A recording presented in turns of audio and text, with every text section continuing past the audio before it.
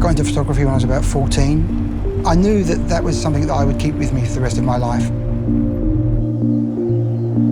In those days, back in the 70s when I was growing up, it was like get a job in a bank or go and work for a large corporate company. And I thought, well, you only live once. Why spend your time working in areas that you're not enjoying?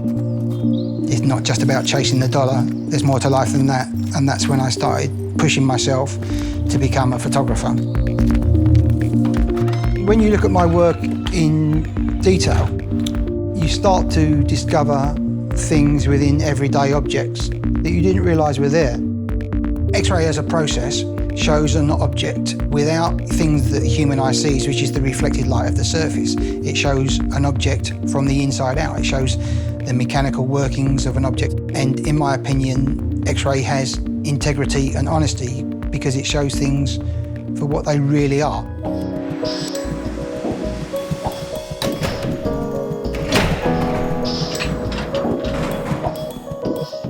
Okay, so I'm going to set up to X-ray running sneakers. I've put pills inside the shoes, sort of a project I'm doing based around athletes who cheat. This room is the room that contains the dangerous stuff, the radiation. Heavy-duty radiation comes out of this hole.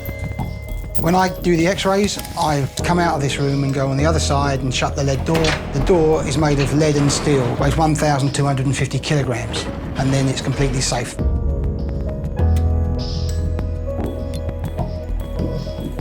The X-rays are now running, and for this exposure, it's counting down from 2 minutes. That's about the right amount of time to X-ray those running shoes. The thicker the object, the more radiation you need. So the brightest thing are the spikes, because they're metal. We're not really getting enough radiation to get inside those, but the balance of the whole thing, I really like it because they sort of jump out. When you've got something very, very delicate, I actually allow it to X-ray for maybe 15, 17 minutes, but just have a very, very tiny amount of radiation. So it just dribbles out, so you get really lovely tonal detail. I experiment and try different exposures, different distances, different films, just like any other photographer would. X-ray is a spectrum of light in its own right. It's just invisible to the human eye. The limiting factor for me is the size of film.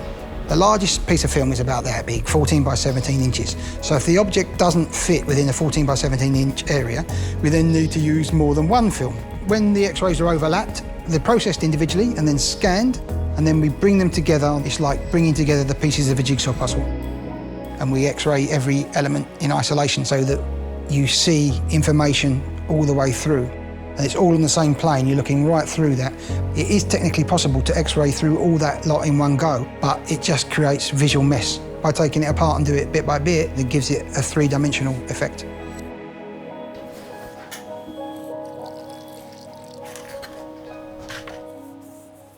This is cyanotype solution. I'm painting onto Archie's Platine paper. So we lay the X-ray on the top, and then the daylight passes through the X-ray and makes the image on the film. I can't control whether people understand the meaning when they look at the work on the wall of a gallery, but before I decide to show it, there's a meaning there for me.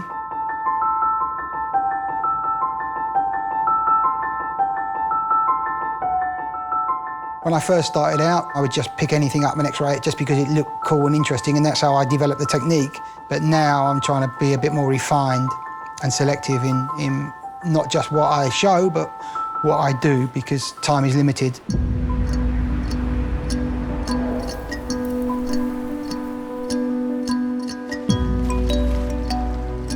A lot of people look at my work and criticise me for being a one-trick pony, and I think that's fair. But I'm happy with that. I just want to keep getting better and better and better at working with X-rays. That may sound quite limiting, but the actual taking of the X-ray is just part of the producing of the artwork. And having those constraints, you know, it does sort of drive you on. If everything's laid out in front of you and it's so easy, you don't really appreciate any achievements either. I'd like to leave behind a collection of images where people look at them and say, wow, I didn't realise you could do so much with an X-ray camera.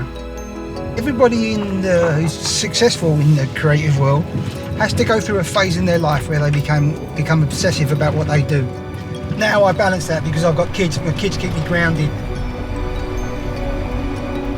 I'm 52 now, life's rushing past me. I didn't realise how much it speeds up as you get older.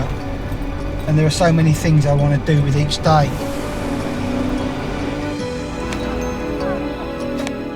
What makes us truly happy really is inner contentment and love, and you get that from being with someone that you really care for, whether it's your family or your partner. And because my work is all about looking beyond the surface of the subject, it's a direct metaphor for what I think are the most important things in life.